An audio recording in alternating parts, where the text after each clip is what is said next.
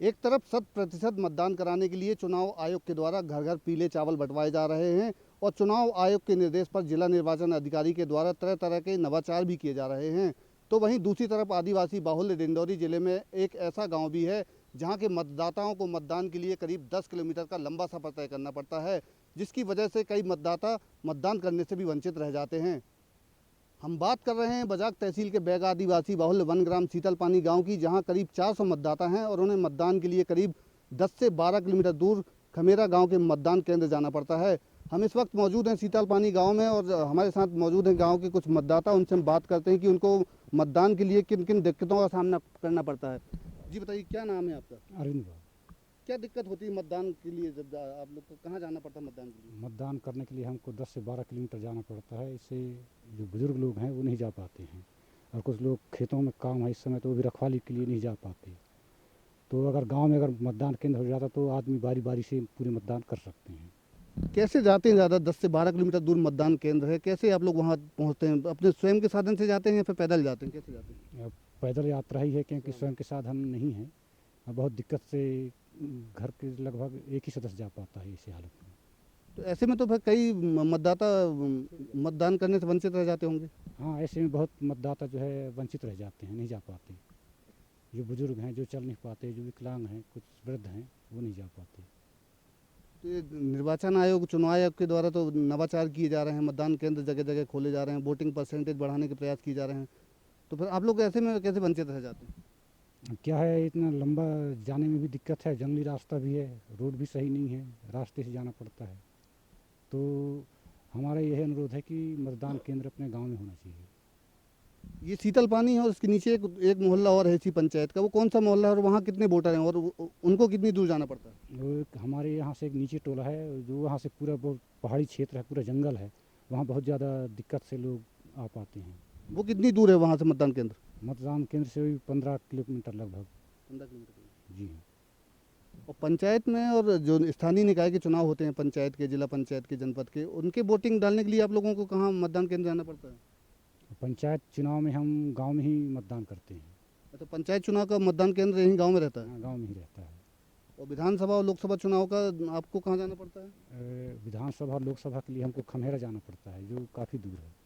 तो आप पूछे नहीं आप लोगों ने जिम्मेदार अधिकारियों से, जनप्रतिनिधियों से कि ऐसा क्यों अब इसके बारे में कई बार हम बोल चुके हैं कि ये प्रस्ताव रखे हैं कि गांव वाले भी की मांग कर चुके हैं, लेकिन अभी तक ऐसा नहीं हो पाया है कि गांव में मतदान करें हम लोकसभा और विधानसभा। हमारे साथ कुछ युवा मतदाता भी हैं, उनसे हम बात करते हैं। जी बताइए कि आपको मतदान के लिए कहाँ जाना पड़ता है लोकसभा विधानसभा चुनाव में और क्या दिक्कत होती है? हमें ग्राम पंचायत खमेरा में जाना पड़ता है और काफ़ी दूर है, इसलिए परेशानियों का सामना करना पड़ता है।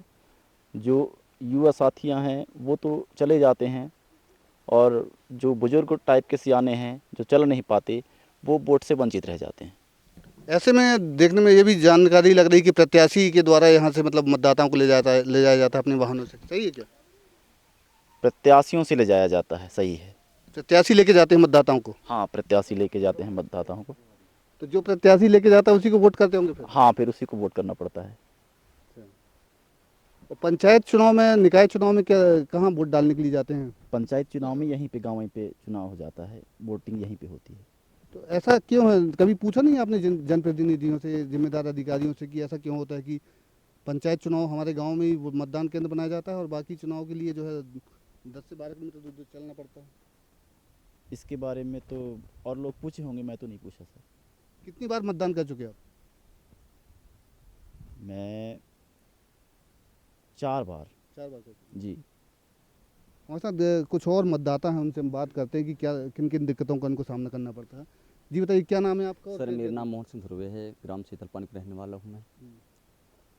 वोटिंग के लिए क्या कितनी दिक्कत का सामना करना पड़ता है? दिक्कत के सामने युवा लोगों को तो दिक्कत नहीं होती वहाँ पे एक्चुअली। और रही बात बुजुर्गों को, जैसे 60 से लगभग 65 या 80 साल के बुजुर्ग हैं ना, उनकी कठिनाइयों का सामना करना पड़ता है।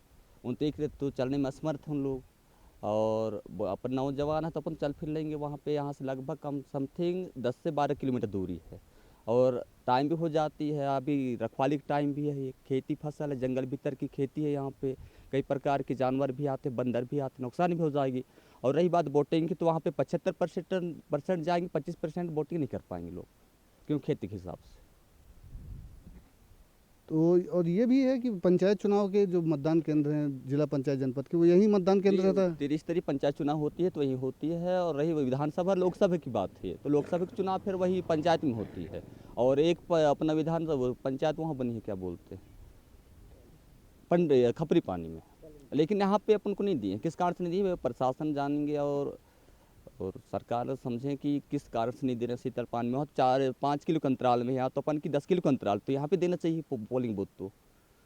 तो मतदाता जो गांव के मतदाता हैं वो स्वयं के साधन से जाते हैं कि कैसे जाते हैं फिर वहाँ? सभी के पास साधन नहीं है, साधन की सुविधा नहीं उतनी, जिसके पास है बाइक है उसके पास बाइक में चले जाते हैं, और जाने के बाद वहाँ से 500 मीटर दूर ही रखते हैं वहाँ पे, तो वहाँ तो ले नहीं जा सकते मोटरसाइकिल को। नहीं, गांव से यहाँ से हाँ, यहाँ से कई लोग चलते हैं मोटरसाइकिल से, और बाकी जो वृद्ध लोग हैं तो पैदल नहीं जा पाएंगे। तो ऐसे में प्रत्याशी भी अपना वाहन यहाँ लगाते होंगे मतदाताओं को ले जाने के लिए।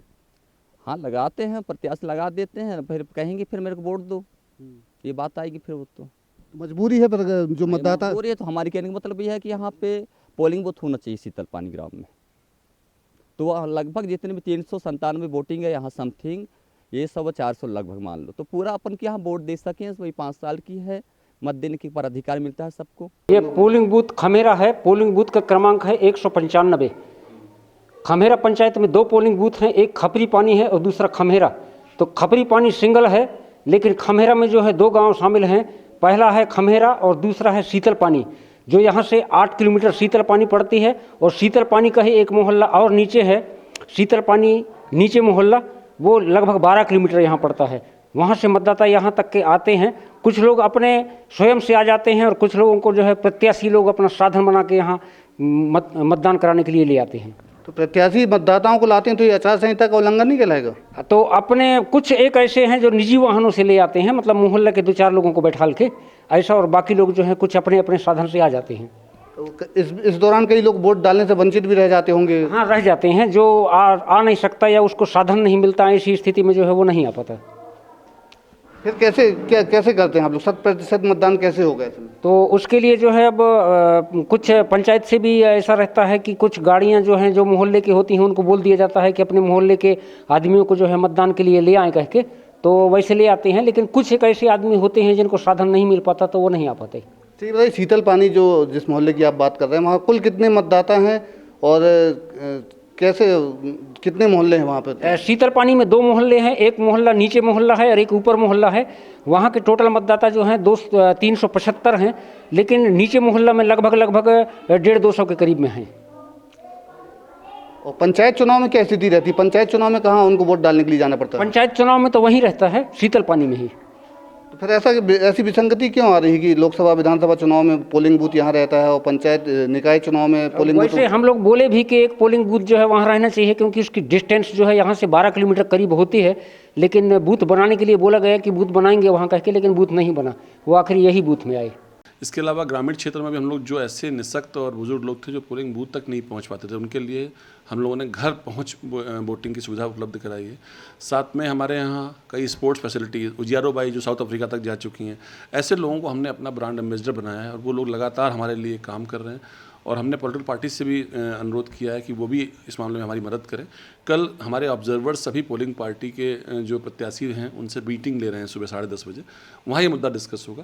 और मुझे इसमें मेरा मीडिया बंधुओं से भी कहना है कि आप भी इसमें जहाँ संभव हो सके प्रयास करें, और साथ में यदि कहीं पर भी कोई हमारे मतदान तक पहुँचने में कोई असुविधा आती है तो अगर आप सूचित करेंगे तो उसको भी पूर्ति करेंगे। हमारा एक ही लक्ष्य है कि डिंडोरी मतदान करें और हम 85% से ऊपर वोटिंग पर जाएँ।